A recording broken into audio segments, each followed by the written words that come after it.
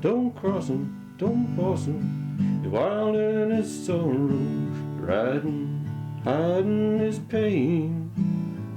Don't fight him, don't spite him. Wait till tomorrow, maybe he'll ride on again. Yellow-haired lady leaned out of the window, watched as he passed her way. Drew back in fear, the sight of the stallion cast greedy eyes. The Red-Headed Stranger is a country music concept album by Willie Nelson, a founder of the outlaw country movement of the time. The movement featured the transfer of the genre's cutting edge from Nashville, Tennessee to Austin, Texas.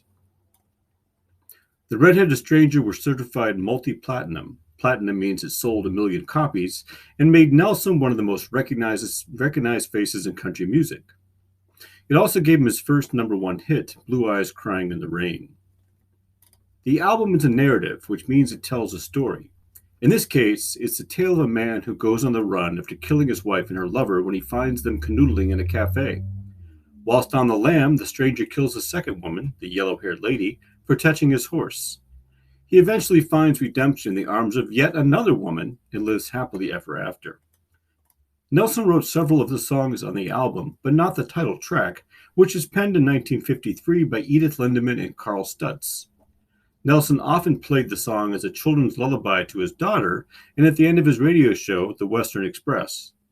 In the early 70s, Connie Kopke, Nelson's wife at the time, suggested he make the song the centerpiece of an album. Nelson put the album together with a mix of original material and country standards, making it possible to market the thing in toto or via radio singles. Traditional approach to 3 albums, Yesterday's Wine, 1971, Phases and Stages, 1974, and Red-Headed Stranger, 1975, reveals that Nelson consciously blended the singles-based approach to songwriting that predominated in the 1960s and 70s Nashville and the extended narrative and musical forms of contemporaneous rock music to create musical products that suited the needs of country radio and rock fans alike. Travis T. Stimling, Phases and Stages, Circles and Cycles, Willie Nelson, and the concept album. I note this only for my sophomore seminar students to show that I did indeed find a way I could have used the journal article on the evolution of audio technology. The Red-Headed Stranger joined a long line of classic and modern musical narratives known as murder ballads, much of them centered on the killing of a woman who had cheated or said no to a marriage proposal. Don't cross him, don't boss him.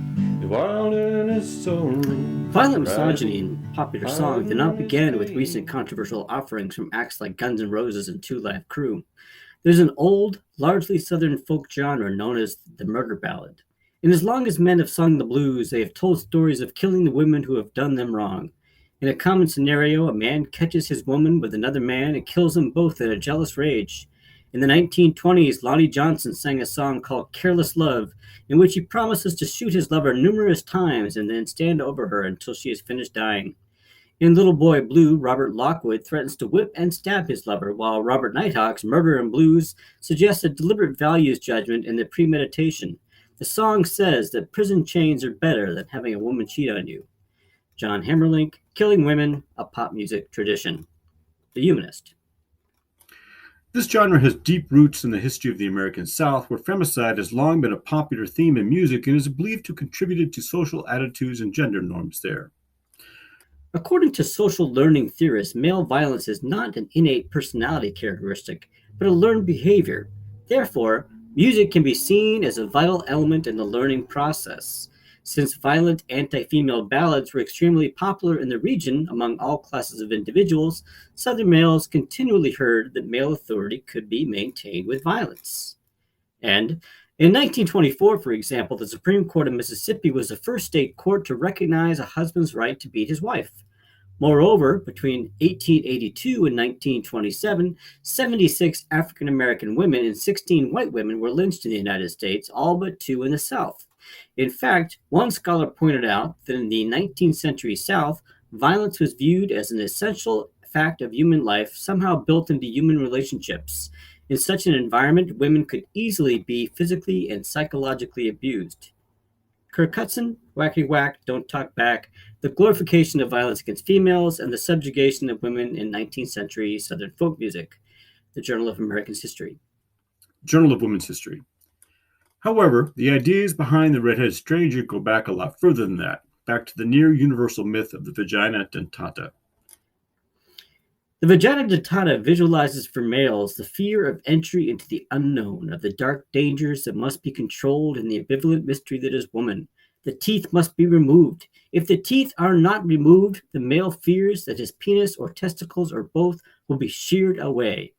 Jill Raitt, The Vagina Dentata, and the Immaculatus Uterus Divinae Fontis, the Journal of the American Academy of Religion. Love made the redheaded stranger and the other protagonists of the murder ballad genre vulnerable, and they were unmanned or threatened with it. The answers then, according to the story, is to pull their teeth by killing them. Meeting the yellow-haired lady later in the story, the stranger proactively pulls her teeth by killing her before she gets too close. As the song says, you can't hang a man for killing a woman who is trying to steal his horse. This villainization and normalization of violence against women continues today, including in, and I say this for no real reason, the hero of Pink Floyd's The Wall, and the so-called incels of the modern day. In early stages and minor expressions, such behavior is often written off as boys being boys, as in the case of Warren Zevon's satirical murder ballad, Excitable Boy. In the song, the titular character starts small, acting out of the table, inviting an usher at a porn theater to... He took little Susie to the junior prom, excitable boy, they all said, and he raped her and killed her, then he took her home. Excitable boy, they all said. If only someone had headed the stranger off at the pass.